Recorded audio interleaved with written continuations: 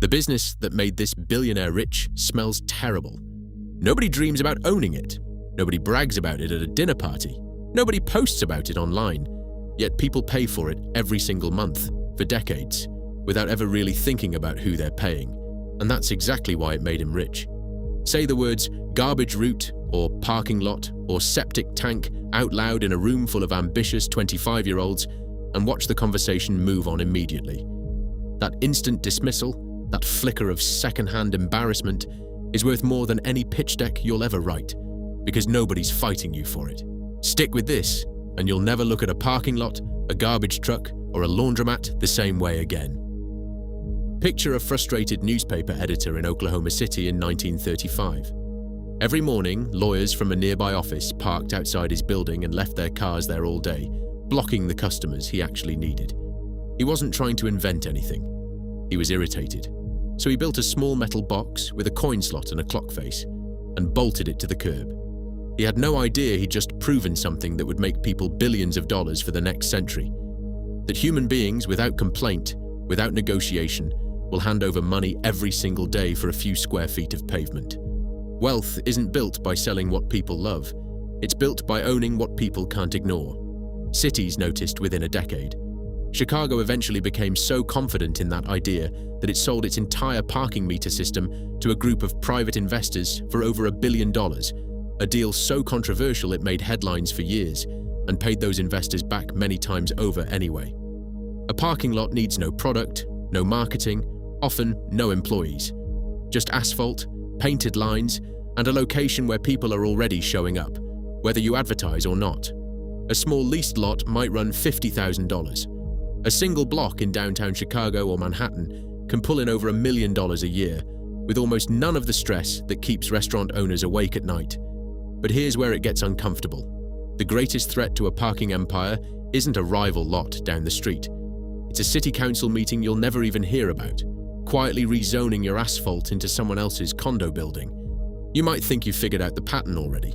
Something people need, something boring enough to keep competitors away. You haven't. Because the next business doesn't run on need at all. It runs on guilt. In 1972, a man named B. Wayne Hughes co-founded a small storage company in Los Angeles. American life was changing, faster, messier, more transient, and people were accumulating more belongings than their homes could hold. That small company became Public Storage, now worth tens of billions of dollars. But Public Storage was never really renting out rooms. No, it was renting people permission to postpone a decision they didn't want to make. Once someone starts paying that monthly bill, facing what's actually inside the unit becomes harder than simply forgetting it exists. People will pay for a decade to store furniture they'll never look at again, because dealing with it feels heavier than ignoring it. Margins above 50% aren't unusual. Startup costs run from a few $100,000 to a few million. And the biggest danger isn't losing customers.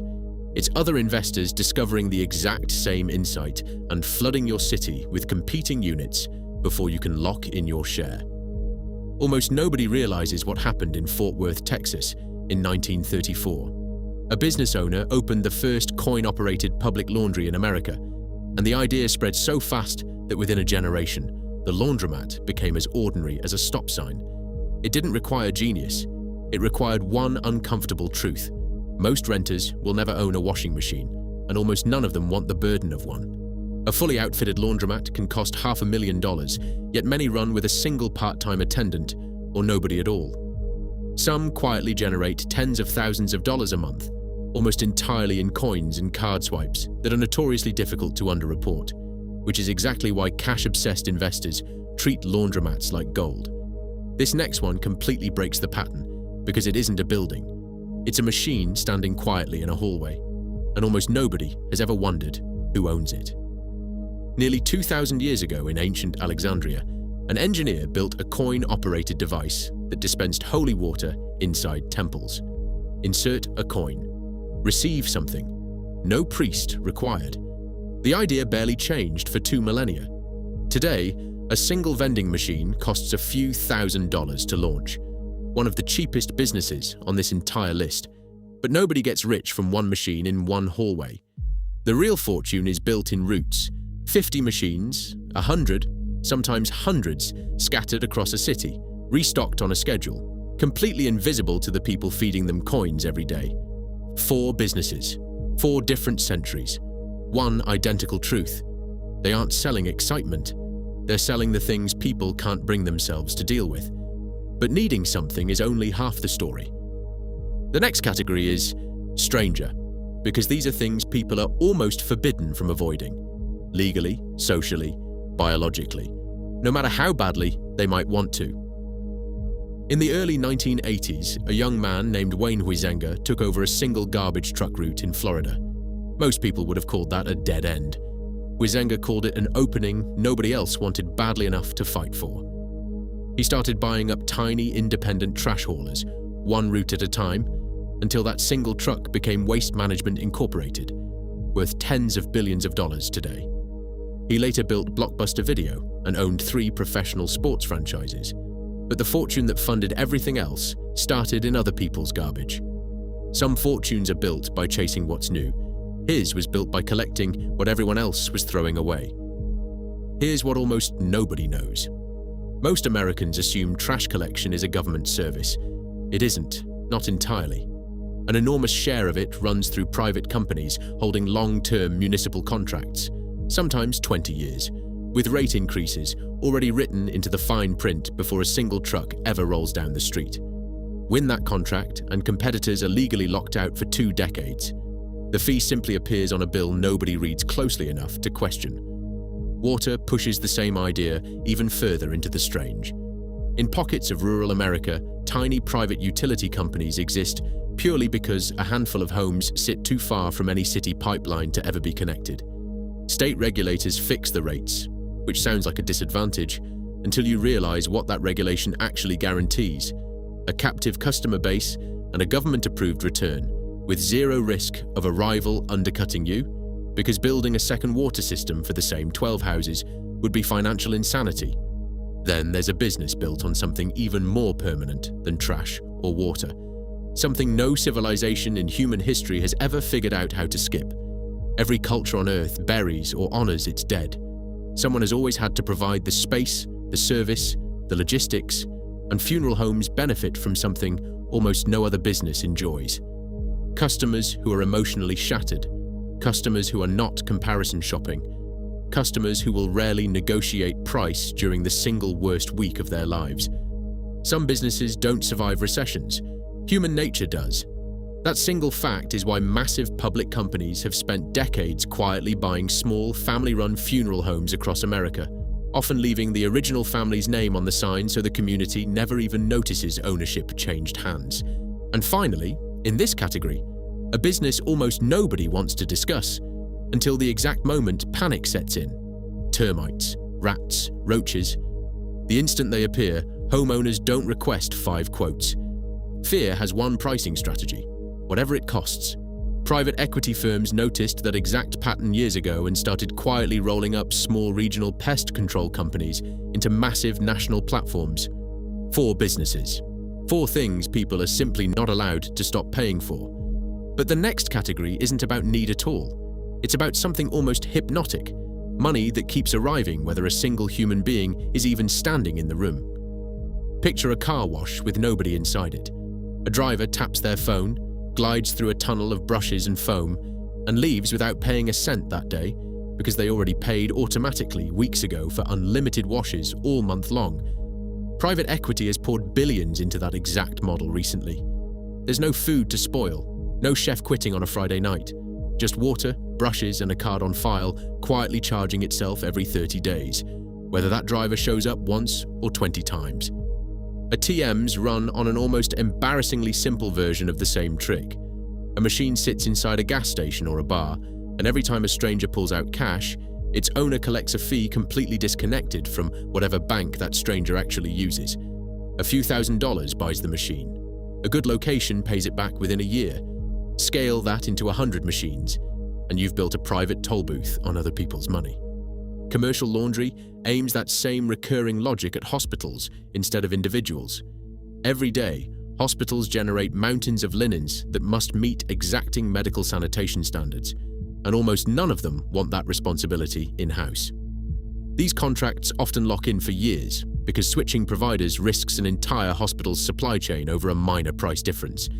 And then there's the one call almost every homeowner dreads, but eventually has no choice but to make. A furnace dies in the middle of January, and nobody shops around for 3 days in the freezing cold. HVAC and plumbing franchises understand that panic better than most industries, which is why the smartest ones stopped waiting for emergencies altogether, instead selling annual maintenance memberships that guarantee scheduled, recurring revenue long before anything actually breaks. Recurring income solves one problem. The next category solves something rarer, a wall the government itself built, locking almost every competitor out permanently. In most American cities, you cannot simply build a new billboard today.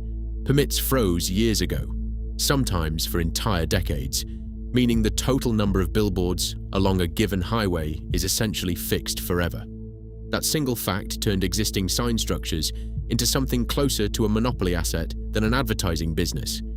And it's exactly how families controlling hundreds of thousands of billboard faces across the country built one of the quietest empires in American advertising. Almost nobody remembers why those permits froze in the first place. In 1965, the First Lady of the United States pushed Congress to pass a law restricting new billboards along federal highways, arguing they were ruining the natural beauty of the American road trip. It was meant to protect scenery. Instead, it accidentally protected a monopoly.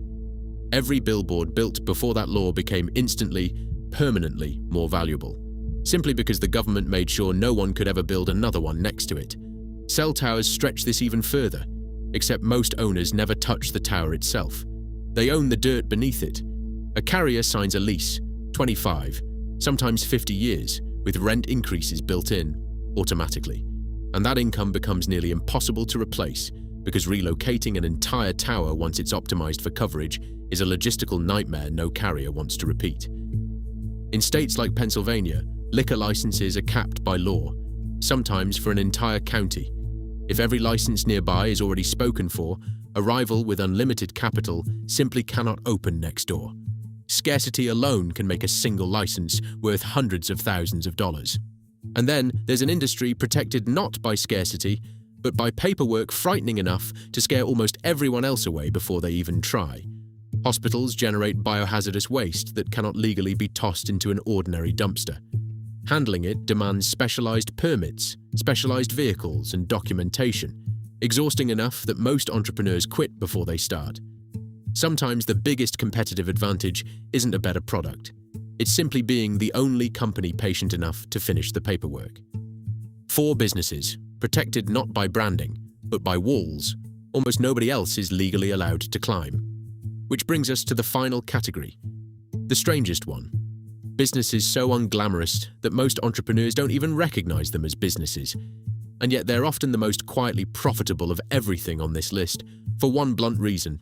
Nobody else wants the job badly enough to compete for it. Trace portable toilets back far enough, and you land in World War II shipyards, where workers needed restrooms that simply didn't exist yet on the job site. Wherever people gather temporarily, construction sites, festivals, weddings in a field, someone has to provide a restroom that isn't there. Dumpster rental runs on the same dirty logic.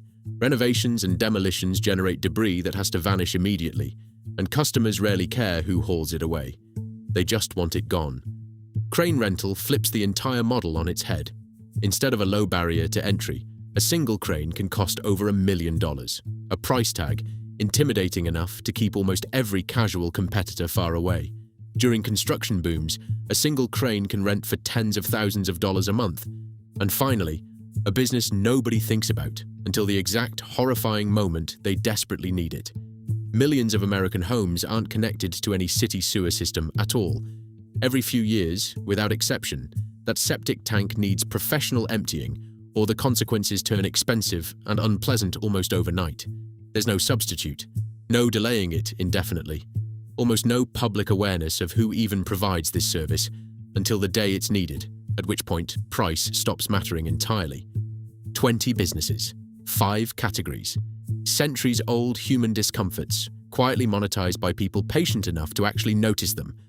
But before you go looking for the nearest garbage route to buy, there's one detail worth sitting with.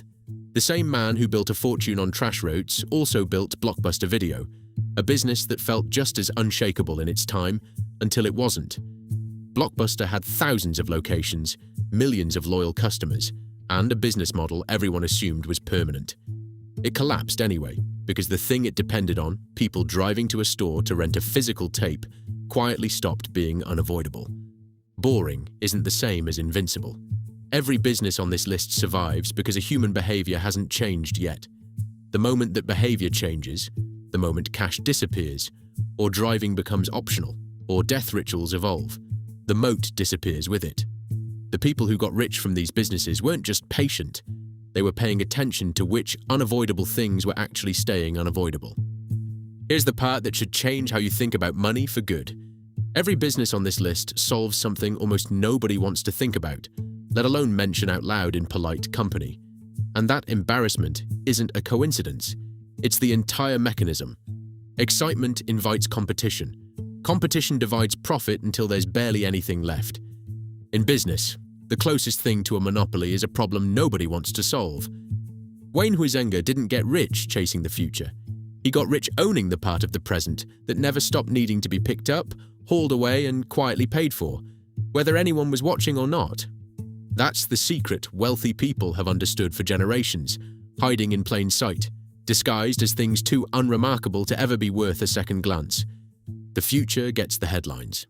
The boring stuff gets paid, every single month, forever, by people who never once thought to ask who owns it.